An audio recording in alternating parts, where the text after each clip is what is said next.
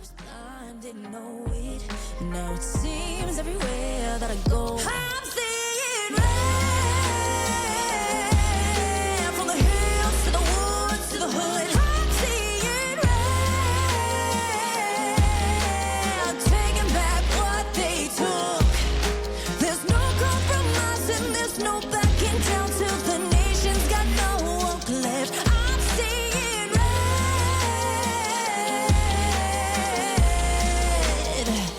I'm seeing the land of the free, taking a knee in the mark of the beast. We Okay. can go. Okay, awesome. Well, my name is Kaitlin. I've gotten to like kind of talk to you guys, or Yeah. Christine briefly. Right. Came from Florida. I grew up in Florida. I was a firefighter paramedic for 8 years. And so kind of a fun fact. And then working in the union, you had to be involved in politics a little bit in the union.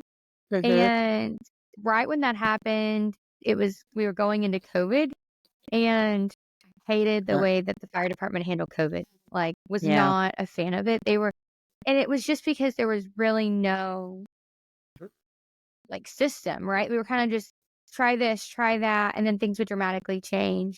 And we were in Florida, so like we really didn't necessarily believe in COVID. I mean, we did, but not like the rest of the country. So I really didn't understand it. I was like, if this is not really a thing, then why are we doing all these things? Yeah. And so I had kind of wanted to go part-time at that point. So I went part-time, and then I just knew somebody that was running for Congress. It was like a brother of a friend. He's like, hey, you seem to understand community. Can you run this campaign? And it was a 9-way primary. Wow. And so he didn't really have a campaign manager. It was kind of us and some other people kind of working together. It was a 9-way primary. We came in third with Kat Kamak. I don't know if you know Congressman Kat Kamak. Yeah, so with her, like it was a great race. I still think we ran a wonderful race. And so then, that ends, the primary happens, and then I got an offer to work for Trump. And then that just kind of kicked off my political career. That was like May of 2020. And it's been like a roller coaster since. I definitely feel like I'm adrenaline jump, even just the last few days of, okay, what's next? I've done this done this specifically for Trump for 4 years. Like, what is that? It's so odd to wake up and like Trump's not running for president, or Right. Well, and it is true that you get sucked in, and it's really a world of its own. It's got its own community, its own people. It's kind of and to get out of that is really hard. And there's a part of it. I sort of ran kind of about a year ago. Sort of. That's another story. But what I found was it is hard to leave and not be thinking about it, because it really is all consuming. And, all of your energy is put into that, all the people that you associate with. And it's a little bit like a daytime drama. There's always some drama going on. Yeah. So I can imagine that for you now that the election's over, it's a sigh of relief, but also kind of like the air is getting let out of your balloon. Yeah. It's like, I kind of described it the day. I was like, I feel like I just went through a breakup. Like, I don't, like, it was a very mutual, very great breakup. And, like, I don't know. But it is weird. It's not like, especially the last 6-7 months has been, I'm on my phone 24/7, or I'm like trying to capitalize on every opportunity, or hey, do we have volunteers in the field right now, or where should my time be at? Like, especially the last 6 months. And being in Texas now, we had the cruise race, and when we saw the energy shift, I was like, okay, cruise is good. There's a lot of things in place. How can we help Pennsylvania? And so like, it's like, okay, how can we help these other spots where, we had a really good base of volunteers, and I had all my volunteers from 2020 that were reaching out like, hey, what can I do? And so you're constantly thinking, how can I do that? Or if somebody reaches out, you would get people that randomly reached out throughout the day or even late at night. Mhm. And I Mhm. have like a 48-hour rule is we get them plugged in within 48 hours or you lose people interest. They just kind of don't care anymore. And so it's kind of weird not people like calling me like, hey, how can I help? That's kind Yeah. of odd. So it's definitely been different. Like I have some things in the works to kind of go because like, you just can't stop. Like it just doesn't turn No. off. Right. Now that we've won, it's kind of just getting started though. Like now we have we haven't really won and made America great again. We have the opportunity now to make America great again. Yeah. So what are we gonna do with it, right? And Yeah. it's been interesting. It's definitely been weird the last 6 days. Yeah. Like Elizabeth is in Pennsylvania, in Erie, Yeah. Erie County, and I'm in Colorado, and Colorado is just blue. At least for now. There's hope to turn it, and there's a lot of momentum here now. But Elizabeth has been so active during this whole campaign. Tell her a little bit about what you've been doing. Well, I want to say first and foremost that Pennsylvania turned red, and that is like making history, especially Erie County. Like Erie County is so blue, it's insane. And the fact that we went red, that all in itself is huge. And I know a lot of it was from Scott Chrysler coming and Noah Formica, who was doing USA he's doing. I think he's with TP. Yeah. They were both fantastic. I met them a couple of times, and I'm on Liberty. I'm the vice chair of our county. We can't do anything other than school board races. So it's really hard to unplug from Monster Liberty and to try and go into other things for politics. Because I'm not a politician. I told myself I'm never getting into politics. I'm gonna take my kids to school, PTA, PTOs, take them to school, and I'll treasure the PTA. It's like PTO. I guess some schools are weird PTA, PTO, but so now I'm the treasurer of the school. The one we have we have two of the elementary schools, and the one elementary school is where my kids go to. It's all the same district, but they're because we're rural, so they're so far apart. And we're kind of our own little thing there. So I never in a million years thought I would be treasurer of the PTO. Welcome to the party. Welcome to the dark side. So much potential here. Well, and then I've met. Kaitlin. I know, and I've met so many amazing people in the last 4 years. Like I was somebody that just will go out and start a conversation with someone. Like you had to come up to me and start a conversation because I'm just awkward. But the amount of people that I've met and still continue to do different things with, I'm hoping that Pennsylvania stays red. And we need Scott, we need you, we need everybody to help us because that was history. That was historic. I remember. So Scott, it was so funny. 4 years ago, I guess really 6 years ago, when Trump was running again, Florida was really purple at the time. I mean, we had just barely won our governor's race. I mean, barely run our governor's race. And I think Florida would have been dramatically different had we lost that race. Scott was a part of that. So Scott came to Florida, toured around. We did a lot of voter registration drives together. And to see the work he's done in Pennsylvania for you guys has been amazing. And so when I realized we were like pretty solid in Texas, I was like, how can we support Pennsylvania? Because and then you guys were able to make history. And I think from the backside, if that momentum can keep going, you can keep it red. And I think that's kind of what happened in Florida was it's just getting people in the fold. Yeah. Once they're in it and they feel it, you just gotta keep them in and keep it going. But that had kind of a very similar thing, not as historic, happened in Florida though, like with you guys. But just keeping that momentum up, even though the election's over. When we have midterms, that's what it keeps them up. We're going into midterms. Like we're fine. 2 years, just a short 2 years. Only 2. It will go by so fast. It'll go by so fast. You'll start seeing. I actually, you being in Colorado is interesting. I had a conversation with somebody who was asked to work governor's race in Colorado. Just 2 days ago. So I know there's some work in Colorado about to happen. A solid guy that's going to get in the race.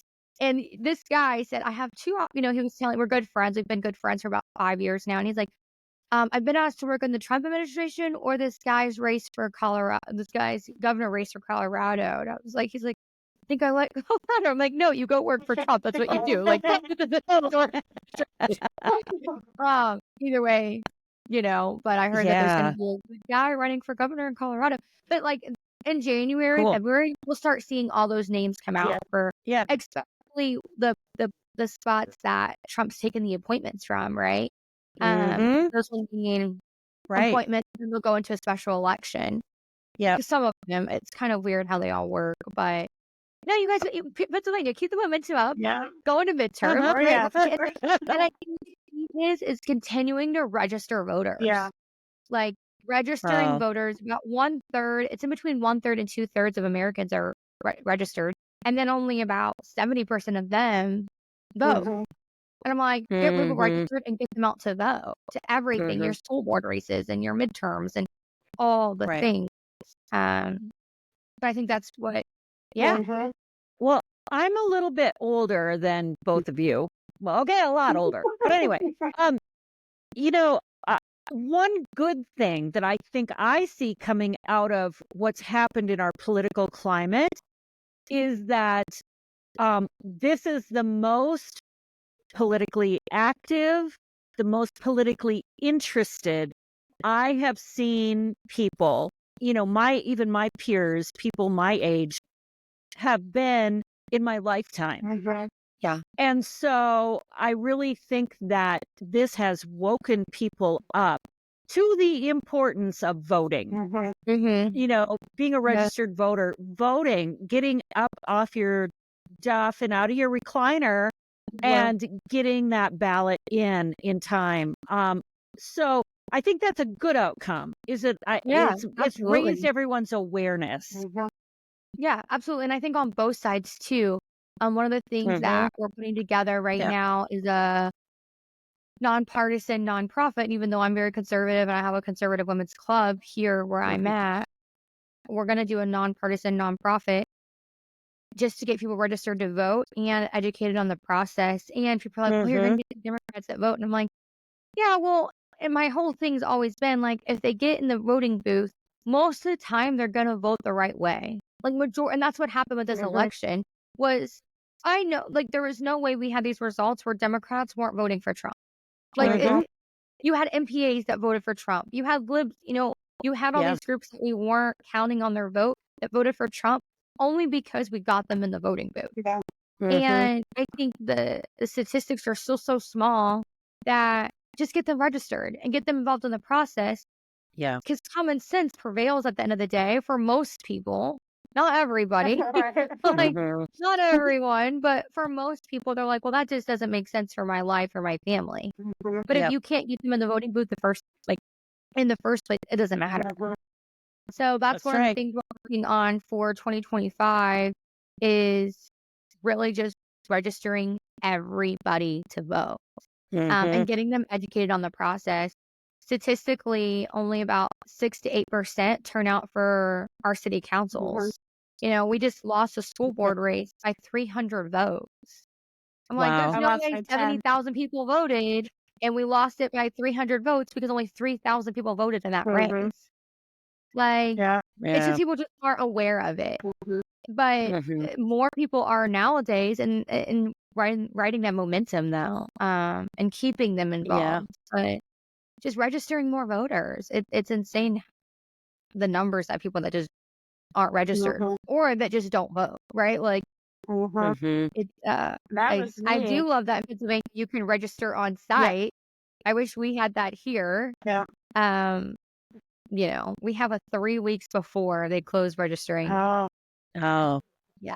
Which is fine. I mean, I get it for like because they, it's election integrity. They verify everyone's voter status and things like that. I love it for that. I don't love it when I'm like, I can get someone hyped up and then I can't get them registered in time to vote. Yeah. Well, I'm hopeful that Colorado we can turn because, like I said, Yeah. this has gotten a lot of people's attention and gotten them up Mhm. off the sofa. So I think if we have some fabulous people coming to help our candidate, we could Yeah. have, change the governor and, change Is it a Colorado. is it just is the party just not really active, or is it just like ground game?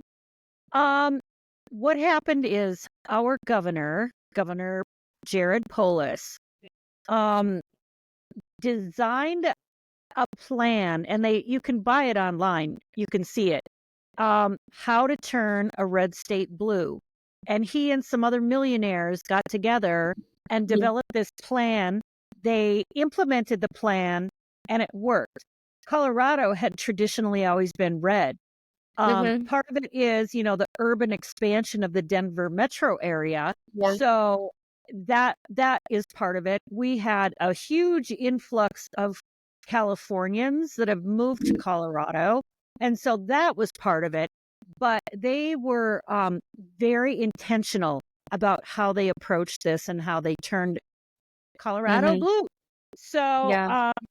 it's quite a thing. And also, just in the last year and a half since I've been active, there's just been a lot of infighting within the Republican Mhm. Party. Oh. So, like name Yeah. calling each other and Mhm. trying it's crazy. So the Republicans definitely need to get their shit together Yes, in all states. because Except just Colorado. It's everywhere. okay, It's good. everywhere. Yeah. Yeah, we just got a new state chair, and he said that the most things he's dealt with this cycle have been the infighting with people. Mhm. And I kind of dealt with that on a local level and kind of recently kind of nipped that in the butt. I'm a lot younger than a lot of the people here, and I always get, Mhm. look, we've always done it this way. And I was like, well, you're also losing. Like Mhm. you may on paper be winning races, but like look at your margins compared to Right. what they used to be, and you are losing. Mhm. And Yep. so what I've done works. I know it works. I've done it in Florida. I've done it, and I think now that we kind of got this election, and we had some numbers go up. I can stand on some numbers and some data, right? But I get a lot of that here too, though. The name calling, the we've always done it this way. Um, we want young people, but we don't really want young people. That's been Exactly. I mean, we get that here. I mean, I go to it our county yeah, meetings and look around and everybody has gray hair. yeah. And, if I was a 30, 35-year-old, 40, 45-year-old walking into that room and hearing the language that they use, which is a lot of, this is how we've always done it, Mhm. I wouldn't feel like that was a place for me. I Yeah, wouldn't feel like I fit in very well, and I probably wouldn't come back. yeah. No, and 100%. I think that's kind of the difference when I moved to Texas last September of 2023. Okay, I said I was going to take a break from politics. I'll just like join a local club. I Yeah. had been in the federation for like 5 years at that point, and then I looked, and they were like 10 o'clock in the morning, which is not going to work for me. Right. And I was like, I don't really want to go. Seems a little stuffy for me. Now the ladies are wonderful, and Mhm. we need them, and we need their wisdom and their experience, and we Right. need their help. However, that's not what's going to bring in the next generation of women Mhm. and the generation of women that the GOP massively misses every single cycle. Every Mhm. single cycle, we miss the 25 to 50-year-old woman, Yep. like every single cycle. And it's almost like even the many demographics that are in that age range, the business owners, the stay-at-home moms, the part-time workers, the single moms, we miss every single one of those categories. There's really no category in that we win. Mhm. And so when I started this club, I got massive pushback in the beginning of the year. And uh Really? yeah. Yeah, and it From was the really hard. Just lady? from no, just from like everybody in general, almost like everyone that had been involved in the process in general. And we're not, we don't belong to the GOP. Like we don't have to endorse really anything they endorse. we're federated at the national level, so we just do whatever the federation says. And we have a lot of autonomy to do things the way we want to do them. And we've obviously proved concept because we have about 140 women in 7 Wow. months ish. That's a lot. Yeah. I mean, and then Wow. we hosted the biggest election night party apparently this town's ever seen. And Whoa. we had about 450 people show up on election night. Wow. I mean, the senator Wow. walked in and was like, I didn't even have this at my party. And just because we took a group of women that are motivated and we empowered them and we gave them a voice and we gave them a position that they could use their skills and their talent. And they Yeah. just did it. And there wasn't anybody saying, like, we've done it this way. Well, there was to me. I was getting the back end of, Uh-huh. oh, we've done it this way. We don't need a huge party. And I was like, whatever, they're throwing a party. We're doing this. But I did. In the beginning, it was just a lot of like, why are you doing this? And then but you tell me you need these people and I can get them. Why are you pushing back on me?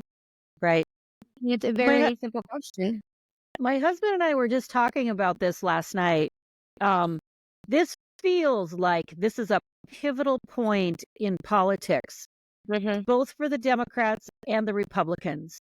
A lot of, House, Senate, a lot of our representatives are aging out. They don't have much longer before they die, frankly. Yeah. The holders are going to be out soon. And I really think this is an opportunity for our whole political system to really turn and have a different focus than we've had for so long. I'm one of those people that I don't particularly care for incumbents. I think we should have term limits. And I think it's absolutely ridiculous where there's all this fanfare for President Biden because he's been in Washington for 50 years. That gags me. I think that's gross. Yeah. If you were the CEO of Campbell's Soup for 50 years, yay for you. But to be a representative for the American people, you are so out of touch after 50 years. 100%. You don't even know what's going on anymore. You've been so insulated and indoctrinated into the way the system works in Washington that you've lost all perspective. And so I really think this is such a great opportunity for, all the parties to redefine themselves. And like you're saying, invigorate, get Turning Point's done a fabulous job reaching out to the college students, the younger folks. Yeah. And what you're doing is just perfect because we need to get can't think of the word, not influx, but an infusion of energy and ideas and dreams from the folks that are going to be taking over this country. Yeah. I'm done now. I stop. No, that is exactly right. And I wish more people in the GOP would say that.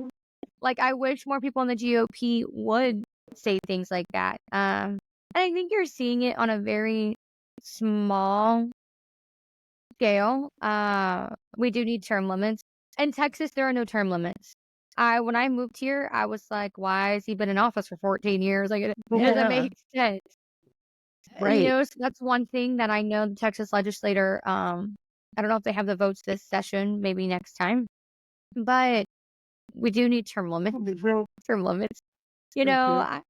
But we do need this, about a couple of years ago, someone said to me, don't worry about them. They'll all die off soon. I was like, well, that's a morbid way to put it, but it is the way to put it. We shouldn't have to wait for that.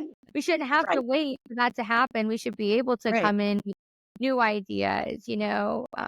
I've been told social media and podcasting is not great. And I'm like, this is how I get most of our women are from social media. And then like our online communities from guest podcasting. So no, it does work. I mean, and Trump proved that with this last election, but that was a young person that was in his campaign that said, let's do this. And it paid off. I Mhm. think it did pay off for him in the end. So I Mhm. think we are seeing it on a small scale, but there is this no bench for the GOP, right? It's just like we'll just move these people around in this kind of like same Mhm. circle, especially for Yes. females in the GOP. There's not, I try to tell the story this way. If I were to call the Democrat Party and say, hey, I'm gonna like cast all my allegiance out to the Republicans, I'm coming to your side, they would have me into office within a year. I would be in some place. They would, if I needed to move, they would put me in office. That's a hard thing for the GOP to do. Mhm. And I don't know Yeah. what it is, but it's a very Yeah. hard thing for the GOP to do, for whatever reason. But the Democrats do it. They do a really, really good job of it.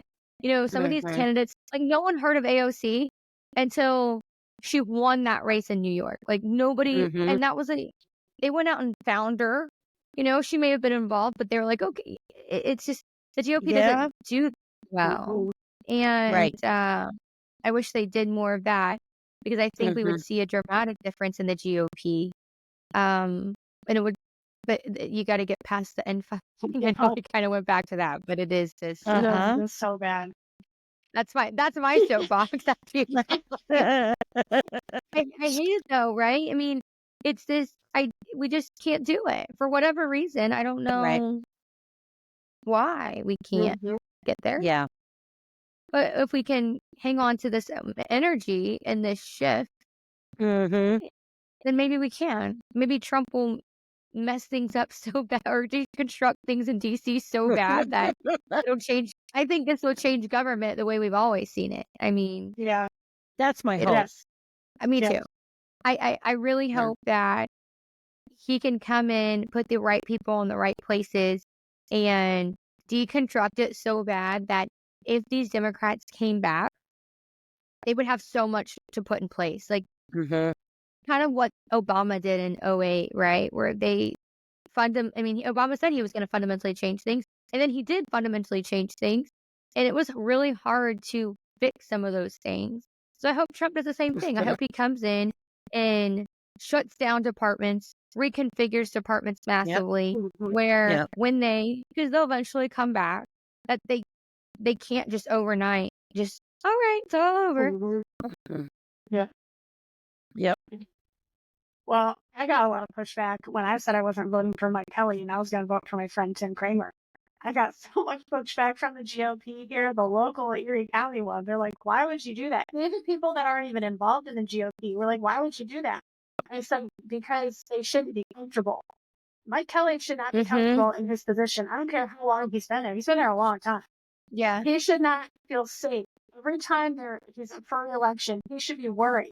He should be worried that he didn't Mm-hmm. do what his constituents wanted him to do and that he didn't vote. He Yeah. doesn't Yeah. vote the way he should as a Republican, conservative, whatever he wants to call himself. He didn't hardly at all. And he should have been scared. And Tim should have had a really Yeah. good chance Do you against guys him. have term limits there? I don't believe we do. Because he's Yeah. been one. Yeah, it's an interesting when Mhm. states don't have term limits, it's very interesting. I came from Florida where you had term limits and people kind of still switched around offices, right? They just went from Right. there to there. But Right. they still have to work for it Mhm. to a degree. Mhm. But the whole no term limits thing, I get pushed back when I'm like primary them then. Mhm. Like, okay, I mean, it's their opportunity to now prove. And it doesn't mean that they have to be a bad Republican to get primaried. I think that's another thing we have this idea that they have to be a bad Republican to primary them. And I'm like, no, they're not. When they get too safe and they get too comfortable, they stop doing what the people want Mhm. because there is no fear of repercussions or losing their seat. Yeah. So primary them. Like, okay. I mean, Right. and then you do get pushback, right? I Mhm. mean, I think some people locally need to be primaried. And it doesn't mean they're terrible people. Doesn't mean they're a Mhm. terrible politician. It just means that maybe they've been there too long, or maybe even if they haven't been there too long, maybe they're too comfortable. Mhm. And we need to mix it up a little bit. There's nothing wrong with that. I mean, I like Governor Abbott. I don't think there's necessarily anything I would specifically change about Governor Abbott, but he has been the governor for a minute. Mhm. You know, Mhm. why not get some new fresh blood in there and see what we can do to make Right. it better? People want to make it better, but they don't want any of the change. Like, well, these people aren't going to do anything different. Like, you're going to expect the same results from them if we don't get a little different, right? No, I believe in a good primary. Well, I get frustrated with what I believe is it turns into this kind of corrupt system of what's in it for me and my friends. Mhm. And yeah, I think it's human nature. When we had teenagers, when their friends were working at the burrito shop, they knew that they would go to the burrito shop when their friends were working because their friends would give them free burritos. Mhm. Right? That's Yeah. like human nature. And I would try and tell them that's wrong, that's stealing. And they go, no, everybody does it. That's the thing. Well, I think that's what happens when you get to Washington is, you get, uh, uh, well, I could go on and on about what they get, but you know what I mean? Yeah. Yeah. There are reasons that they're millionaires after they've been there for a couple of years. And that's just not lucky winning the lottery. Yeah. And the longer they're in there, I believe the more entrenched they are in those relationships and the less likely they're going to be to have loyalty to their constituents over their loyalty to these folks that are giving them free burritos. There, I Yeah. said it. I mean, even, and I don't know, I even with, ethics, like they can't accept this or they can't accept that. There's so much stuff that they can accept or their family can accept or their private businesses can accept. Or the TV shows or the, or the podcasts they get. I know a couple that are pretty big in the podcast space, and I'm like, you didn't just create that. Like, that wasn't your thing, that Right. was given to you. And that's why, like, I look at people ask me all the time, they're like, are you gonna run? And I was like, I actually almost like being on this side better. It gives me a lot more flexibility, autonomy. I can do what I want. I don't have this allegiance to people, like a certain group of people, Right. and I think that's why I like Rick Scott. Rick Scott's self-made. He's not Yep. bought by anybody. He's funded by himself and his really grassroots donor. I mean, he has some big people that donate to him, but not because of favor here and favor there. But yeah, no, you do get these people. I mean, look at AOC. I hate to bring her up again, but she was worth nothing when she got to DC. And I think someone said her net worth was like $20 million or something. I could be completely wrong on that. But like that's insane. Let's see what it is actually. I'm gonna look it up. All right. That's what I was just doing too. Wow. Yeah.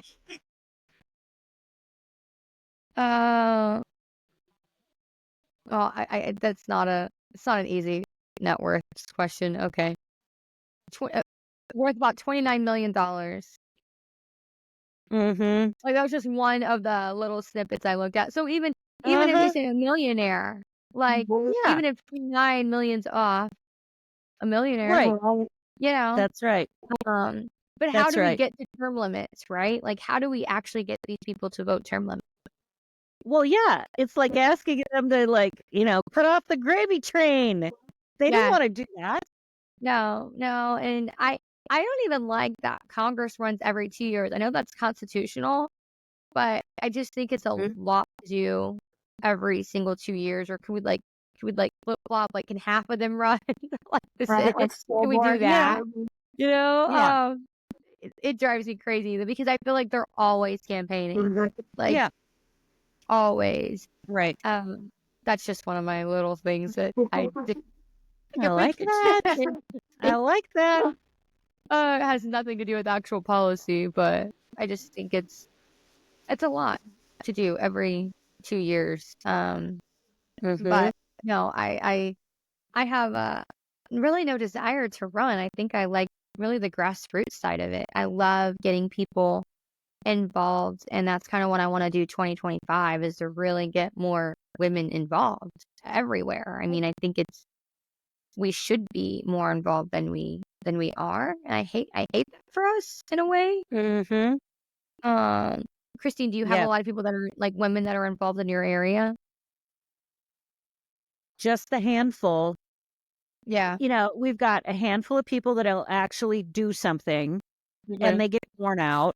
Yeah. And, then there's the other people who gripe and have opinions but won't get involved. And then the people who are just comfortable, just sitting at home and saying, I can't tell you how many people I know that say, it's just too stressful on my mental health to even pay attention to what's going on. Yeah. So I don't mind being one of those people with my head in the sand. I rather enjoy it. There's a lot of people that just say, I haven't followed politics in years, in years and years, and I'm happy this way. I don't It drives me crazy. Because it does affect you in so many different ways. And I think that's one thing we've done with the club really well the last 8 months. And even the federation where I came from in Florida, they did it really well the last few years, is finding ways to meet people, especially women, where they're at. And that wherever they're at in that journey, and they may not be even on the journey yet, they may be so far disassociated from it, but finding ways to make it a lot of fun. And, like we do a lot of fun workshops. We do a lot of happy hours. Happy hours are big where we live. So I'm like, okay, just make a happy hour. Like if people see happy hour on a flyer, they show up. It's really, really, and I got a lot of pushback for like, why do you do these and these and these? I'm like, because it works. Like if you see the people that show up.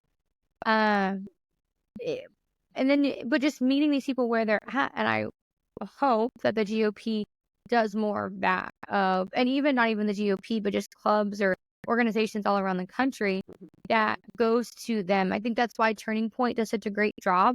It's because they go to where the people are.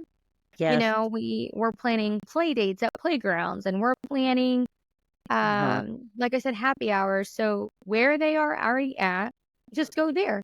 Go to the, we talk about Christians voting. We'll go set up a voter registry booth at a church. Like, you go do something about the thing that you're talking about and just meet them where they are, instead of just having these meetings and just hoping people show up, or go have it. We do a lot of workshops in people's homes instead of going to venues. People feel comfortable. They feel more comfortable in someone's home they know. And so, if I do 3 of these a month and I get 20 people at every workshop, it's still 60 people. And it was probably a lot easier than begging everyone to come to somewhere else that they're just so unfamiliar to. And then you gotta do a little trickery while you're there, right? You gotta layer it in while you're there, and then getting people, but they're just not gonna people that aren't involved aren't just gonna show up at an RAC meeting. They're just not going to. You could run hundreds of dollars or thousands of dollars of ads, and they're just not gonna do. It's just the way it is. And so, areas, I think that's what Scott Presser did really well in Pennsylvania, is he went to the people. Like he went and found the people and made them feel so excited and empowered and educated that they were like, well, why wouldn't I be in part of the process? He went to fairs. It was like not even a question. Fairs are big in Pennsylvania. He went to the fairs. That was genius. Is that what it was? Yeah. There you go. Like whatever it takes. I mean, I remember Scott, it was like 2018. No, maybe it was 2020. It was during the governor's race, and we were going to gas stations and grocery stores and, registering voters and getting volunteers. And when I did that the first time here, people thought I was nuts. I was like, well, like that makes sense. I'm not going to go stay at the GOP office. No. Because they're not going to come there. We would go to, we had volunteers that would go to bars, like 8 o'clock at night and go register voters. I mean, it's Texas on a Friday night. Go to anywhere with live music and you can register voters. Going to just where people are. And I think that's how, like in Colorado, you got to go back and get the people. You got to think outside of the box. I think the GOP is coming around to that. Maybe. they're seeing things like Scott Pressler and Charlie Kirk, and they're seeing some of these things that work. So I'm hoping that's what we see in 2025 at a national level. Well, we just have this big rift between patriots and rhinos. Yeah. And it's all this name calling back and forth. And, you know, I've been to gatherings from everybody. And what it really seems to me is that these folks are feeling really passionate about their position. And the party leadership, instead of creating pathways for them to find a middle ground and emphasize the things that they agree on, our party leadership has actually chosen sides. And it seems to me that they are making it worse. Yeah, I could absolutely see that. But I think that, unfortunately, you're not the only one dealing with that. I think, and I think I think it really needs to come from the national level of, hey, this is what we need all the heads of the GOP states, and this is what's going to happen. And any other organization, that's how it would work. A national level would say this, the states would disseminate to the local chapters or the SREC chairs, and however it's broken down. And that doesn't happen. Like, no one's putting these state leadership in check. And I get that the last 6-8 months, the national convention or national GOP has been really heavily focused on the election and election integrity. But like, now it's time for Lara Trump to put these people in check. Yes. I mean, hey, what are we doing? And I've sent complaints to the national GOP, like, hey, why am I doing this? I'm doing XYZ. This is the data, and this is what I'm getting. Like, someone needs to fix that. Yeah. And if the state leadership is not going to do it, then the national convention, I think they know there's a problem. They have to know there's a problem at this point. I mean, really, there's been, I know I'm not the only one that's complaining. There's been several complaints. They're going to have to do something in 2025, and they're not going to win the midterms because they've already proven election integrity, and they've done that, and they're going to do it again. It'll be a lot easier this next time, but they're going to have to do something. I don't know if they're going to, but they need to, because it's happening here too. The whole infighting and calling names, and especially with the Senate, the Senate Majority Leader, Joe John Cornyn's one of ours in Texas, and Texas has like turned their back on this man, and he's about to run again. I'm like, but we're gonna let him. I'm like, what are we doing? But there's no leadership at the state level. Not here. I mean, the guy that's been here has been here for about 8 months now. And I don't know him personally, so I can't speak what he's done or hasn't done. I'm supposed to meet with him in January, February sometime. But in Florida, there was a little bit of that. Florida had to get their crap together, though. I mean, they almost lost the governor's race, and then they ended up winning by like 26 points or something. But Florida got their together. I mean, there's always going to be drama. I mean, you put a bunch of people together with money in politics, and there's always going to be some drama. That's right. But the whole rhino, I mean, and that was one thing when we started the club, and I'm still pretty much do this at every meeting, is like, we're not going to tolerate name calling. Like, we can agree to disagree, but that's not going to be accepted here. Right. I mean, and leadership needs to say that. Yeah. And I think we would see a big difference. Well, so Kaitlin, as we're kind of wrapping up, tell us a little bit more about Red Stiletto Republican Women, how people can start their own chapter for, the National Federation. If women are hearing this and they're feeling inspired and they're saying, yes, I want to get involved and I want to find like-minded, similar, let's just say age, not, that has to be exclusive, but, people that you're vibing with, that's not mine. Sometimes it is. What can you tell us your journey, how you did this, and how you would advise or invite other people to do this in their areas. Yeah, so I've been a part of the federation. So it's a national federation of women. It's about 90 to 100,000 women strong. It's been around for almost 100 years. I love it because you do get the resources of being a large national organization. But when you have your own chapter or you're a part of a local chapter, you do get a lot of autonomy to do the things you want to do. And I love the women empowering women thing. So been a part of that for about 5 years now. And then when I moved to Texas, there wasn't really a federation here. So if you're local to wherever you're at, you can go to nfrw.org and then search for a local chapter. However, starting a new chapter, if there's not one there, or maybe the chapter locally doesn't fit your time schedule, it doesn't fit maybe your lifestyle, totally great. If there's one of you that feels that way, there's more of you that feels that way.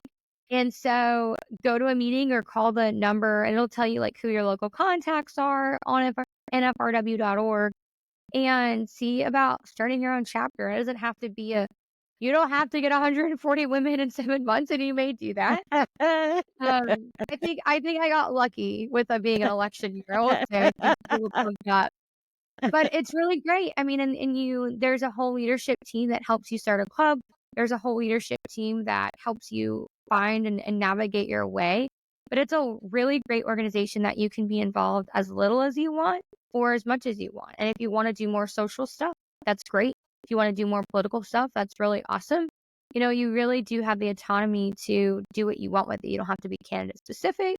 You actually stay out of the primary. So that's really fun, but it's a lot of education and just kind of getting more in the process. So yeah, nfrw.org. Oh, that's perfect, Kaitlin, and inspiring. And that's, I think, what we want is we want to attract men and women who have ideas and energy and passion. And, like Elizabeth is raising children. And so she has a huge investment in what direction this country goes. I have grandkids, so I'm still in the game, man.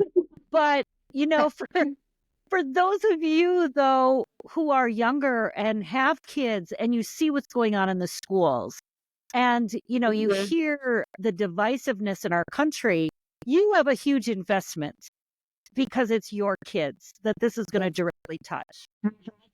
Yeah. And I think just being involved in any part of the process is, you said, you still have skin in the game. I think if you're alive and an American citizen, you have skin in the game. Right? And, in our club, even if a guy is listening, nationally, men can still be a part of the club. I just tell them, I'm like, you're allowed to pay your dues. You're just not allowed to have a voice. Like, you don't get to vote. You don't get to vote here. But I think anybody, our club is kind of different. We have a teenage membership. So we allow teenagers to be a part of the club. Oh, how fun. And that's something that's been really great is we have some moms that have teenagers and they're like, well, can they come? And I was like, yeah. And they're like, can they be a member? And I was like, I had never thought about it, but yeah, sure. So we wrote our bylaw. So teenagers could be a part, they can't necessarily participate in the actual voting, right? They can't legally vote, but they vote in our club. I mean, they have a voice in our club. And I think that's so important that start them young. We do a thing called Patriot Playdates. So it's just a mom because, not everyone has time to be a committee chair. I'm like, just plan playdates then. So now they're planning playdates and building relationships with other like-minded moms or maybe moms that don't know, so their job is it's a very unregulated. All they do is plan playdates. And it gives everybody an opportunity to do something and, getting involved at any level. And I think that's, again, we love to meet people where they're at. That is very inspiring. It got real quiet. I was like, oh. No, it's great. My dog is strangling herself on my cords here. So sorry. I was barking. There was somebody at the door. Yeah. We're pet friendly here. Yeah, I love we're that. gonna have to put that little Oh, scoop we had on my cat falling off my dresser. oh, that Oh was no. good. It's just, That I was see like, that chicken, here's the crashing and everything falling, and I'm like, I'm gonna hit pause. Wait, it's so funny. I have the door closed now, but my cat usually, every single time I'm on video, it's like she knows every single time has to get in the video. And I used to like hide it, and I just yeah, couldn't anymore. But yeah, yeah, she loves being on camera. yeah, yeah. Yeah, humans the same. Elizabeth, any final thoughts? I'm gonna circle back and talk about getting people to register to vote. I've said this in many of our interviews and things, and we say it all the time on Facebook and stuff. And that I was a never Trumper in 2016. I didn't vote for the first time until the 2020 election. So having conversations with people is important. And we have a really hard time nowadays, just like you said, agree to disagree, even within our own party. And when things become civil again, that's when we have a chance to save America. And Yeah. I voted for Trump in 2020. I registered to vote. I voted for him because I had 3 young children. At that point, I think they were all still in diapers. We lived under him for 4 years, and our family Yeah. flourished. We were doing amazing. These last 4 years, we have not. And people who lived through that and they can see the difference the last 8 years, it's vastly different from the 4 years to the 4 Yeah. years. And I believe that's what Yep. really helped this election and really helped Pennsylvania turn things over. Because you can literally drive to Ohio and shoot. So you're feeling, the gas pumps, the milk. I mean, it's over $4 a gallon for milk here. I can go Wow. 5 minutes down my road to Ohio and you get it for free. So there are Yeah. people that finally look and say, you Right. know what? They're right. This is crazy. This is insane. And I believe that's what helps this election. Yeah, and getting registered to vote early, because there were even people that reached out to me that, like, they finally got the fire right a week before the election, and they couldn't Yeah. vote because they weren't registered in time. And I hate that for them. Like, I absolutely hate that for them, because you preach on it and preach on it and preach on it, and you can only do so much. But just continually doing that that voter registration is, it's just so important. Like, if you're listening to this and you're not registered to vote, like, go register. And and it's Today. done, over. Like, you don't have to do it every year. Right. Thank God. We would lose every election if we had to renew. I know. We're just not the people that do that. The Republicans are just not. But I know. yeah, just getting people registered, and I hope that Colorado and Pennsylvania, you guys have the opportunity to really, really hammer voter registration in the next year and a half. Really, and I think that's how we keep what we have, Yep. and move forward. Yeah. Yep. I think it's important to have classes and have get-togethers, have gatherings to show people how the voting process works. What happens when you go to vote? Where is your voting place? Because mine is 3 minutes from my house. That's why I didn't vote early, because it would have taken me 4 hours. It's 40 minutes to get to the courthouse, and then for 3 hours if I'm lucky, 45 minutes in. Yeah. You do that when I can go 3 minutes down the road. Although I will say, this is the first time I ever had to wait in a line at my voting place. And we had 12.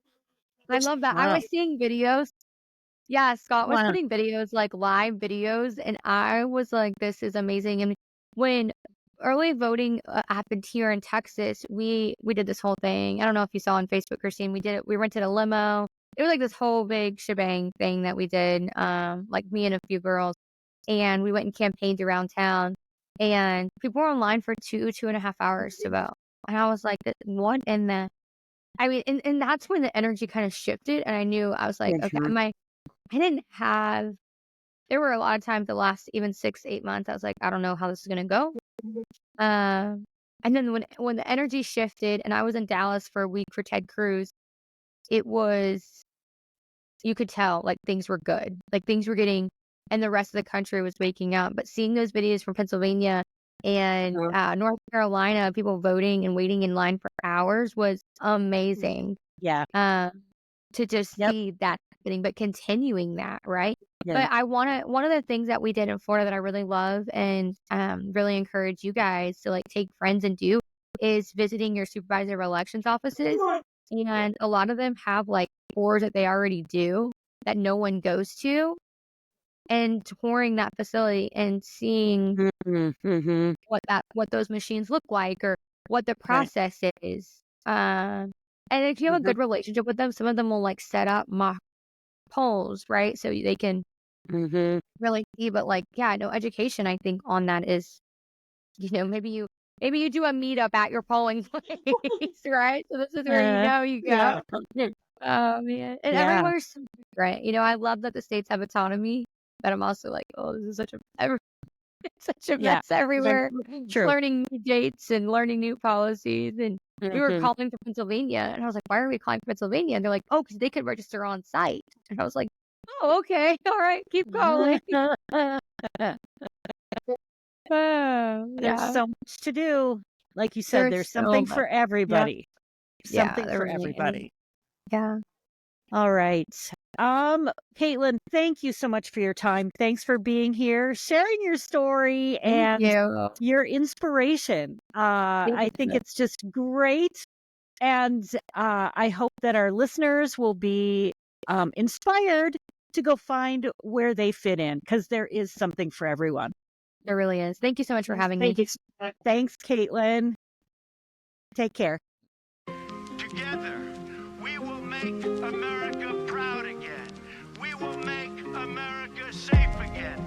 And yes, together, we will make America great again. They had me thinking it was black and white. Everyone needs blue. Now I see the truth. They always kept me looking left and right, blurring the lines between the truth and the lies. At the time I was blind, didn't know it. Now it seems everywhere that I go,